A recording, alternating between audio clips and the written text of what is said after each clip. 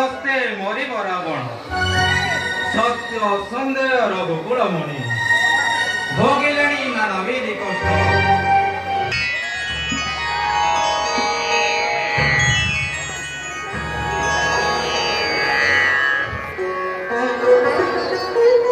नमो कालिकै जगत जननी नमो नमः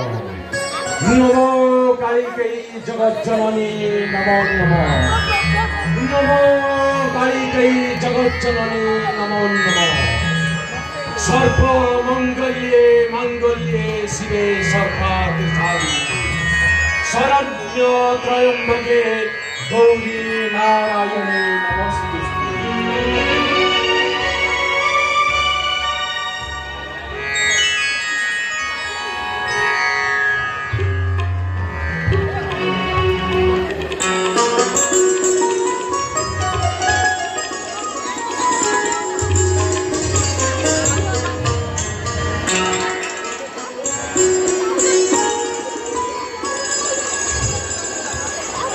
जय मा कालिका कपाल मालिका काली नर मुंड मालिनी सिद्धि प्रदायिनी त्रिलोक पावनी आशुतोष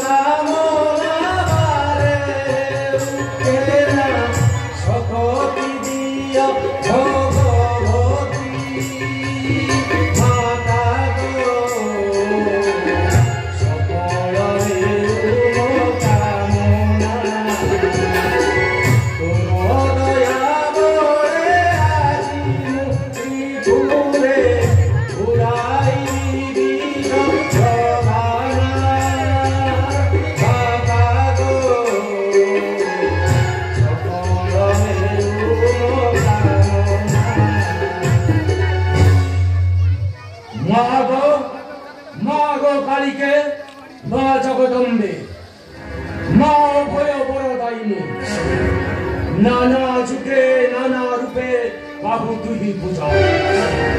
প্রথম সন্তান কর জানে নাহি পূজা কি অর্থ বিদায়ী দোষিবি মাত তোহরি চরণে তোর কৃপা বলে আজি মুহি ত্রিপুর বিজয়ী ভয় নাহি যক্ষ রক্ষ নরবা কিন্ন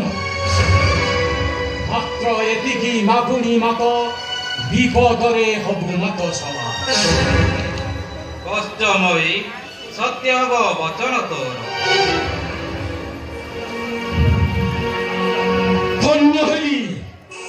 ধন্য হলি মাত ভাই তব অমিয় আশিস কিন্তু এক কিন্তু নর বন নয়ন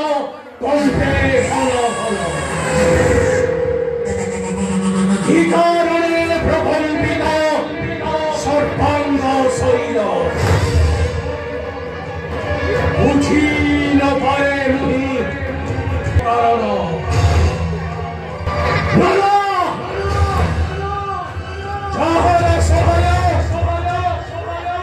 যাহার সহায় মা নরমুণ্ড মণিনী খণ্ড কর্পূর ধরিণী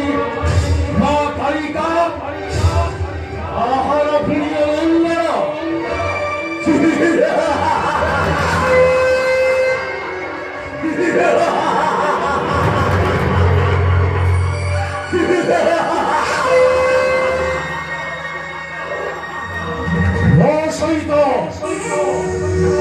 সহিত যদি বাদ করন্তি স্বয়ং দেবেন্দ্র বাসন তথাপি হস্তয়ু রক্ষা নাহি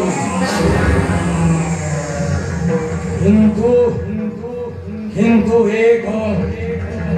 কিং ভাবন নয়ন কম্পে ঘন ঘন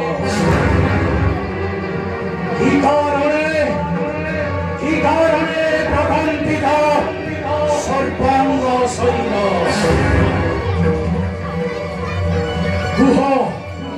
কুহ মত কি কারণে প্রকম্পিত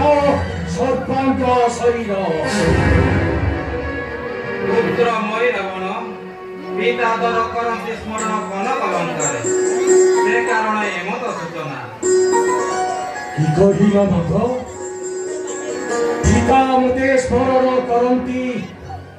কনক অলঙ্কার স্বপ্ন দেবে সত্য হেলা মোর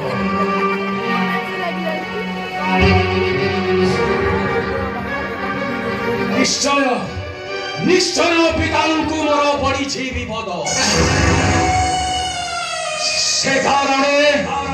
সে কারণে বারম্বার করন্তি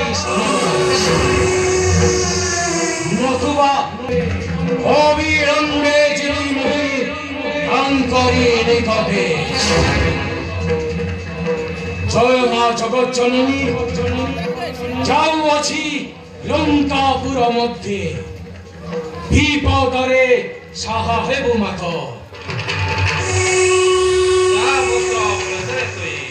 বিপদে আপদে ছায়া করে রইবি পাশে জয় মা নরমুণ্ড বাণিনী খণ্ড কর্পূর ধারিণী মা কালিঙ্কর জয় মা নরমুণ্ড বাণিনী খণ্ড কর্পূর ধারিণী মা কালিঙ্কর